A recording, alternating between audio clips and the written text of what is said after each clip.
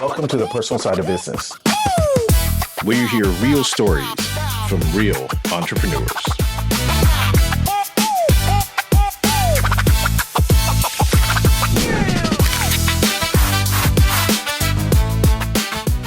Hi, and welcome to the personal side of business, where every business has a story. I'm your host, Jet Bandewong. Today, my guest is going to talk about how empathy can play a key role in marketing and business growth. Welcome to the podcast, Jonathan Lowe. Thank you. It's great to be here, Jet. Yeah, thanks for coming on. So let's start with your story. How did we get here? Because you have a pretty unique story of starting out in a place where it had nothing to do with marketing, and now you're here. Yeah, absolutely. So I grew up in the Chicago suburbs, and I always loved technology as a kid. I remember spilling orange juice on my keyboard once and taking it all apart, cleaning it up, and loved seeing the circuit boards and everything, and really resonated with science and math growing up. And so I studied electrical engineering in my undergrad. Interestingly, though, I discovered a little bit through the process of engineering that I love solving problems and the application of technology more than I loved doing the engineering itself. But in any case, I continued on my journey through college, and near the end of my time there, I learned about global poverty issues and, just how 2 billion people in the world lived on less than $2 a day. 20 some million people were modern day slaves. Like, so many of these statistics just really wrecked me. And I felt very compelled to do something about it. So I ended up, after graduating, taking a 1-year fellowship program with a global nonprofit based out of Seattle. And the intent there was to really help raise awareness on college campuses, something I was working on in my senior year, awareness and funds, and just helping wake up the first world to really what's going on more broadly. And so I ended up taking a fellowship program with this nonprofit, loved it, felt so compelled to stay that after my year with them, I asked, how else can I help? And so we found me a role in data analytics because I could deal with numbers. And eventually I ended up taking on a role that I said back in the day, the job that you gave a millennial who had no discernible skills was what? Organic social media marketing. So I took over their Facebook page and Twitter and all of that and helped grow the page to over 1 million fans, which to this day is a lot, but back then was very significant. And I learned marketing so quick when every single post out there, right? If you don't get 300 to 1,000 engagements within minutes, something's wrong. So that was the beginning of my journey into marketing. And I'm happy to share much more about my path as I dove deeper into that. Yeah, that's interesting. And question for you, did you get interested in the marketing side? Was it, outside of your goal to really help people, but I felt like that engineering brain was really what drove you, right? Learning those numbers and making it come to use for something else. Was that a driving force in it? Yeah. So, what's funny is, and thank you for asking, it took me probably over a decade to decide I actually liked marketing, but it served me really well. And I realized why I kept sticking with it, right? Because out of the organic social media piece, I ended up working in product management, helped launch their first mobile optimized website, which has increased mobile acquisitions for 50%. I ended up managing a multi-million-dollar digital advertising budget. I realized that I love the balance of the art and the science of marketing, right? There's numbers, there's technology, there's all these pieces, automations. And at the same time, there's this creative element of copywriting and imagery and design. And so it turns out even in engineering, that was the part I liked. It's this interesting marriage of being creative for the sake of solving broader problems. And turns out that's exactly what marketing is. Do you think, coming from, we're going to get into it, more of that human aspect and empathetic side of marketing that you are building your business upon, do you think coming from that side really can never get taken out of the true marketing sense? Like all this AI automation that we have, all this computerized digital stuff that we carry over into now almost everything we do you think the human side will always need to be there in order for marketing to exist and grow the way you're looking at it now? Yeah, what's fascinating is I actually think that in the age of AI, marketing is going to be even more necessary, marketing from humans.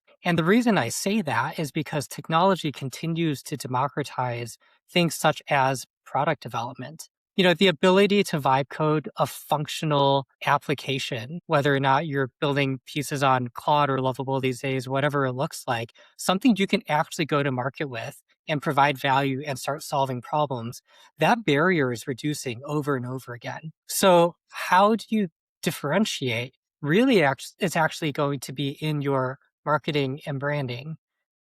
And in fact, related to even something I was very excited for this week was the launch of my debut book, which is called Keeping People Interested. Your ability to keep people interested is always going to need a human element and that human creativity, that person to tie it all together, accelerated by AI, yes, but not replaced by it. Yeah, that's interesting. It's a great segue that I was wanting to get to your book. When you're sharing this information, what do you think is the key element in making us different or making a company different when they're marketing and using that human element? What do you think is that key element that either companies are missing out on or they need to improve on in order to bring that to light even more? Yeah, absolutely. And thank you for asking. And I'll even just kind of show your Oh, folks here. This book is called Keeping People Interested. And the premise is that it's the only KPI that really matters, right? And so as an engineer, obviously numbers are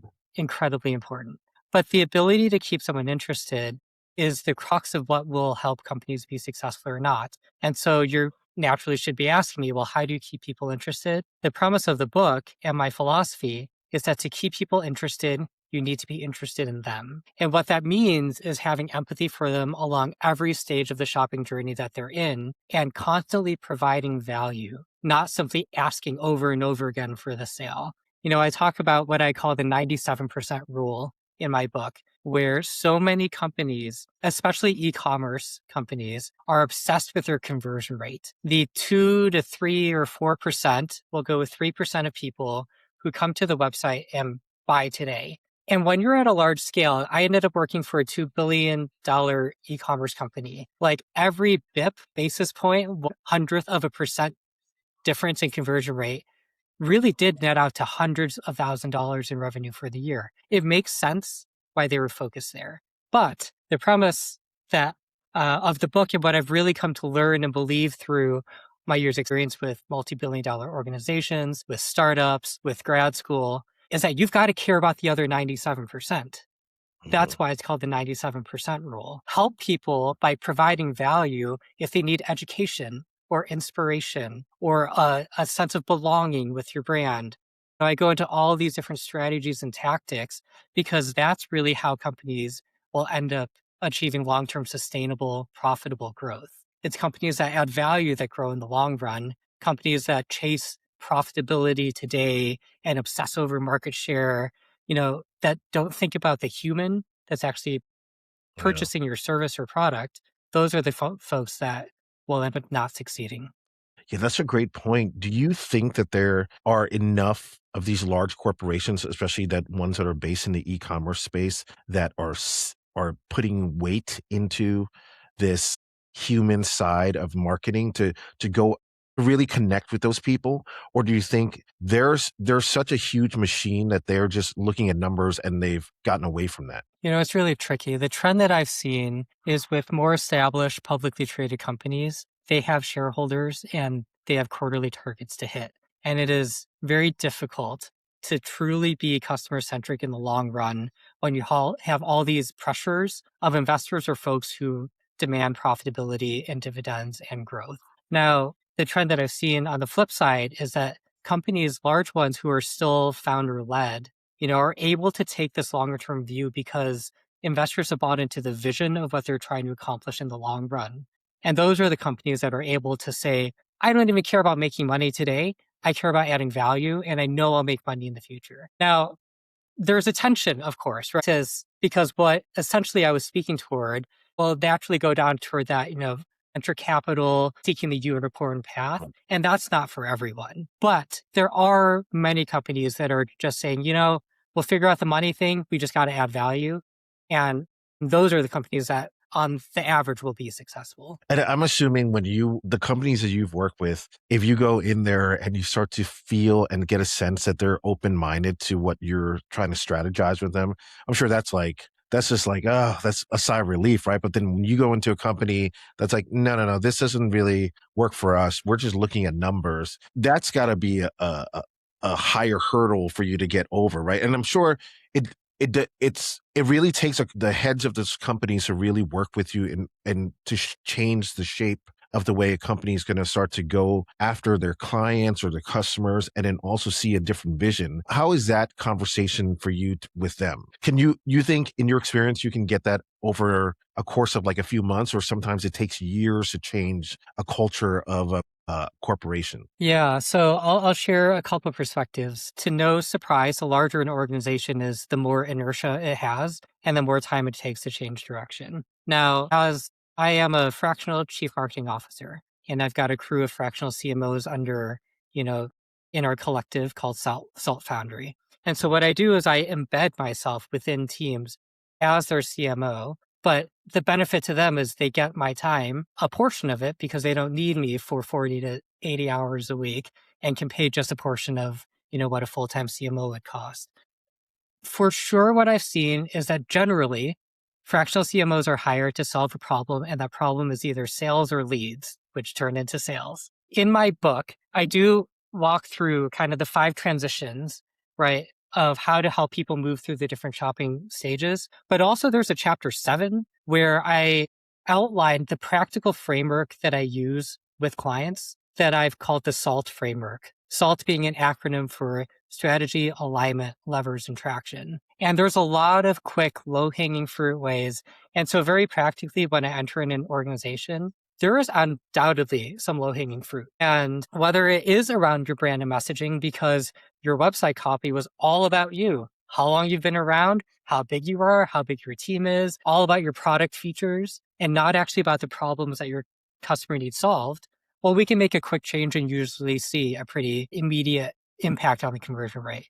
So Right. there's always a balance of, as a responsible business, you do need growth, you do need profitability, but let's make sure that always in the background we are working toward providing more and more value as we leverage the tactics for the near-term wins as well. Yeah, that's great. And there have been, and even guests that have come on my show that I've spoken to that are based in the sales, retail, e-commerce world.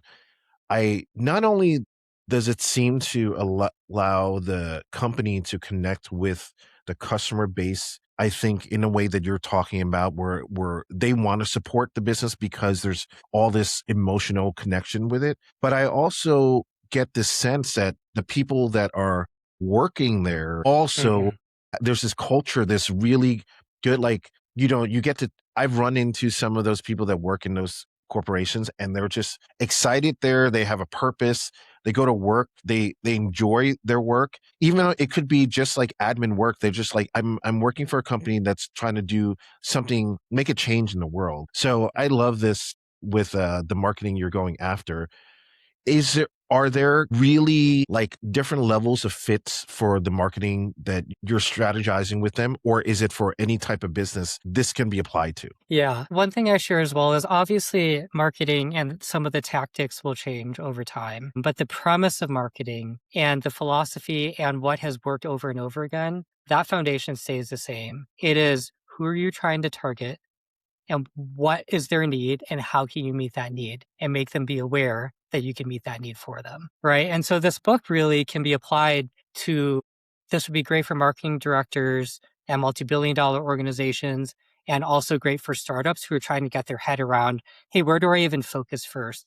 What Right. even is marketing? How do I get this message in front of somebody? And obviously, nothing is all things to all people. The book really is written and targeted toward founders and early stage companies who are in their growth phase. So not super early, but probably Yeah. in the 1 to 5 scaling to $50 million revenue phase. This will add so much clarity for them. But again, if you're just getting started, you can get a sense of how to do that. If you already are at a very robust, 100-person marketing team, there are plenty of stories and inspiration and tactics that will spark great conversations in your team. Great.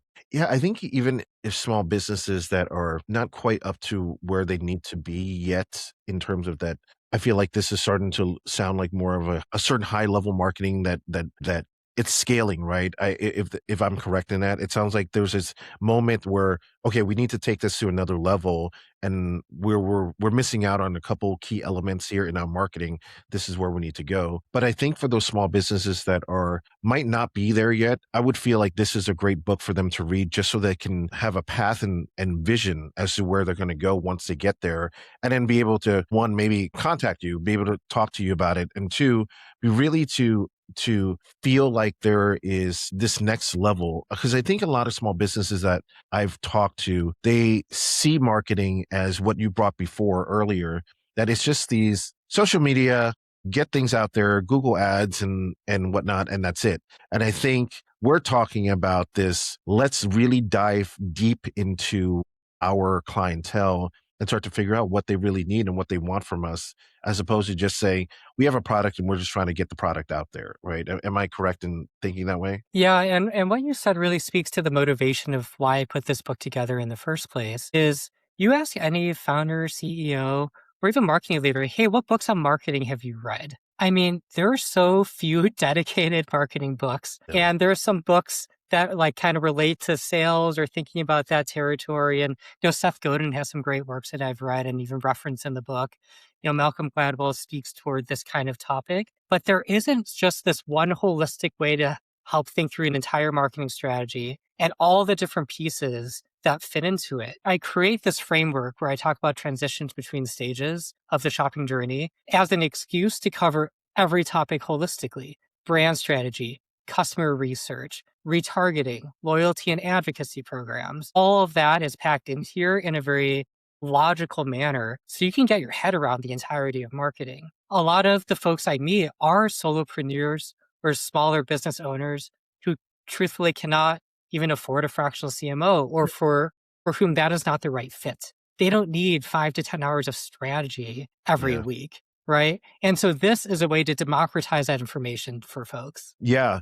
And I think over time, as e-commerce starts to become a part of so many different types of businesses, regardless if they, I almost think like if they want to or not, people are having to figure out how to sell online to get their products out there, whether it be food and beverage, retail, or people who just now selling services. They're like, I'm going to start to figure out a way how to make money online while I'm sleeping. Do you think e-commerce in the next 5 to 10 years is going to look a lot different than it does now from your Hmm. experience?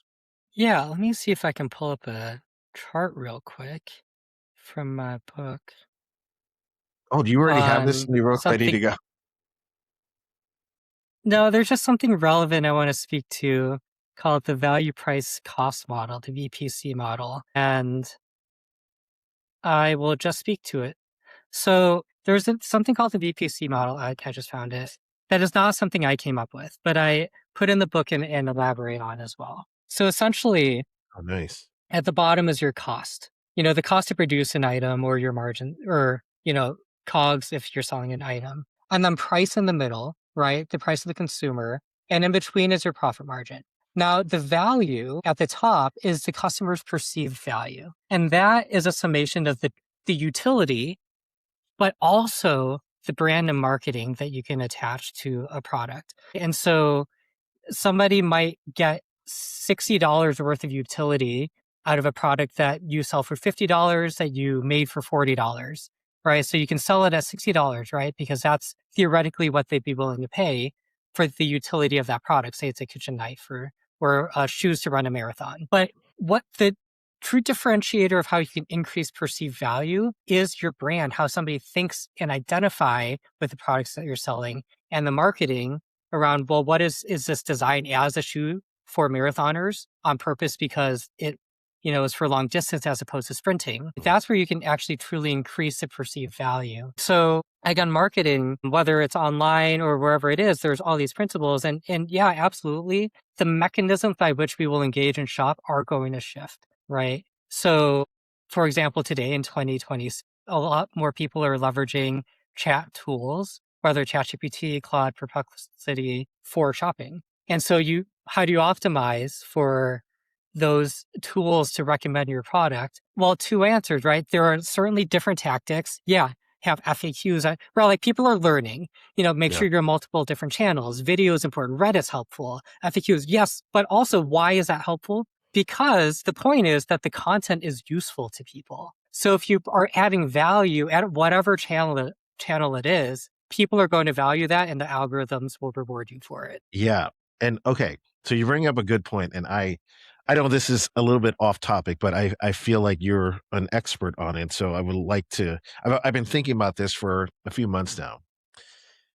As we are using AI for tools for now getting suggestions for this stuff that we buy and the services and the places we want to go eat to, as this is happening over the next, let's say, 2 to 3 years, do you feel like we are going to be shopping more with the AI first? And then it's sort of like how like AI is pushing us in a certain way?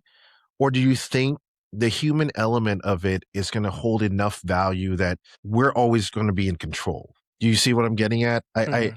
I always wonder if over time we get so comfortable and the AI starts to be like, I've got this person. ChatGPT has been, getting a feel for who you are as a person and what you like to do. So we're going to start to throw things out there, and then it starts to guide you to shop a certain way. Where as Mhm. up until maybe, beginning of 2025, we were really, I felt like, in control. If we wanted to look for a red shirt, we went and found a red shirt. But now it could be, I'm guessing maybe in a year, you know, AI is going to be like, you know what, it looks like we might need to update your wardrobe. And you're like, you're right. I'm going to start to shop this certain way. Do you think there is Yeah. this persuasive move that AI is going to make us go in a certain way without us really realizing it? Yeah, I mean, 2 answers come to mind. First is that it's already happening, or it's happened Okay. for the last 10 years. With the internet, with algorithms, with the way search, there is this convergence, this information bubble of the things you start engaging with, you will just see more of.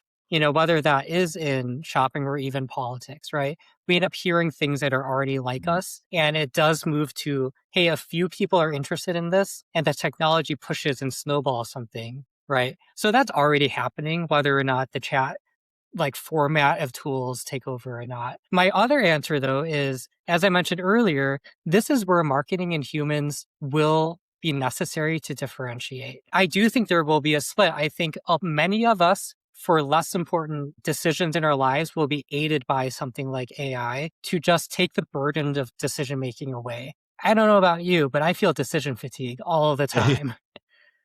I think on the flip side, how a brand differentiates is by putting real humans that are authentic, vulnerable, real in front of the brand. That is actually what's going to resonate with ultimately the human who is making the decision. And so a lot of how you're going to keep people interested is by having real humans show up and doing things that the algorithm would never push to begin with. Yeah. Do you think that we're going to go so far in the AI advertising and speaking even broader to these videos that it's tricky now to tell the difference of what's real, what's not. You almost need a second just to look at something and then make a decision.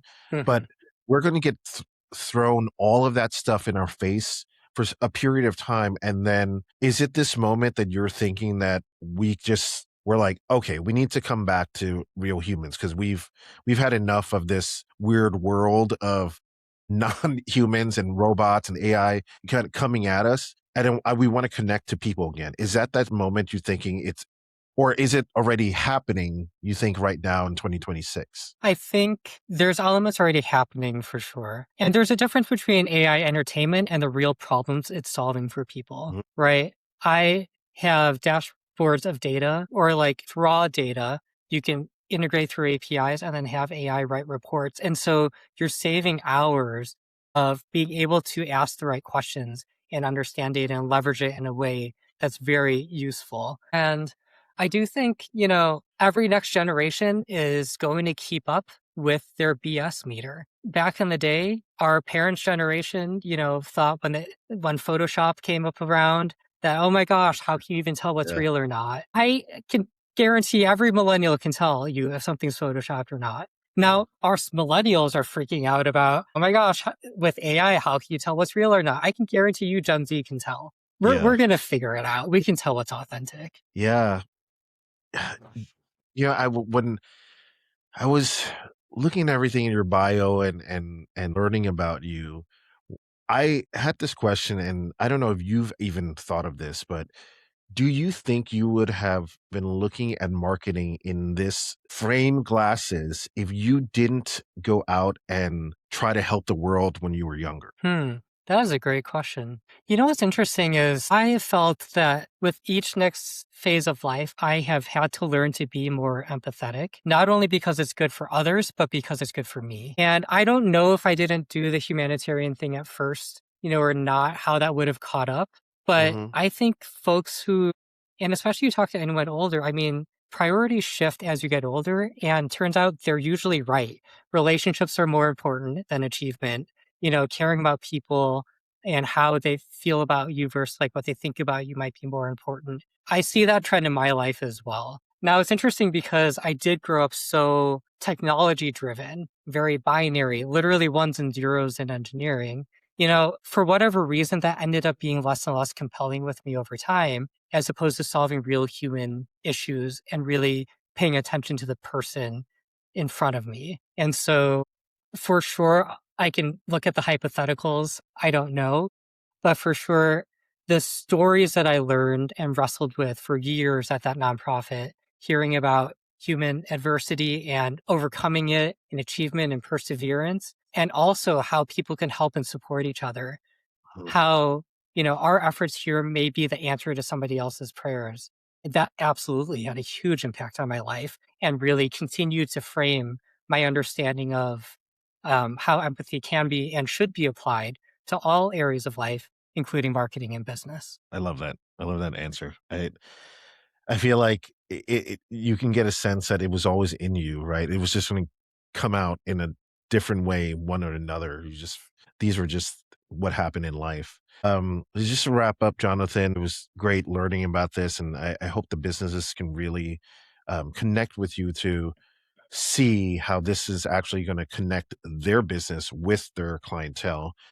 If you could go Mhm. back and give yourself some advice when you were younger in your engineer brain to where you are now, Yeah, what do you think you yeah. would have told yourself back then to maybe one piece of advice that would have changed your life for the better? It's funny. I just had this conversation with someone in the car about 3 months ago after some alumni event. And I told that person, I wish I cared about psychology more earlier. Well, so it's interesting because I feel like you're slowly, and maybe 5 years from now we're gonna have another answer that you're gonna have, but I feel like you went from the brain to the heart, and now you're coming back Mhm. to the brain. Like there's these pieces of you that are trying to learn more about the body from I want to say from a sort of scientific way, right? You picked apart the brain for Mhm. engineering, now you're trying to get to people to the heart, and now you're doing working marketing, and now you're like, I want to understand people more. You're just you're Yeah. It's funny. Again, that piece of connecting science and art, I really love frameworks. I have a whole email newsletter on strategic frameworks called the Strategic Frame. I nerd out over it, but really I nerd out over it with the final application of how it affects real people, right? yeah, And that is the thing I would, impart on my younger self is care about people, the psychology, both the science and heart elements of it sooner. Understand trends and recognize that one thing is not better or worse, it just is, right? And like serve people. yeah, absolutely, absolutely. Okay, great. Thank you, Jonathan. And let's tell everyone where they can find you and also where they can get your book. Yeah, absolutely. So the book is available on Amazon on paperback and Kindle. So just search Keeping People Interested and it will come up. You can find me at my author site on jonathankalo.com. And also I'm very active on LinkedIn as well. All right. Well, thank you so much, Jonathan. It was a pleasure. Everyone, please check out his book. Also, try to find and get in touch with Jonathan. I think you're going to have a wealth of knowledge that he can share with you. Thank you, Jonathan, for being on the podcast. Thank you, Jack. Really appreciate it. This personal side of business.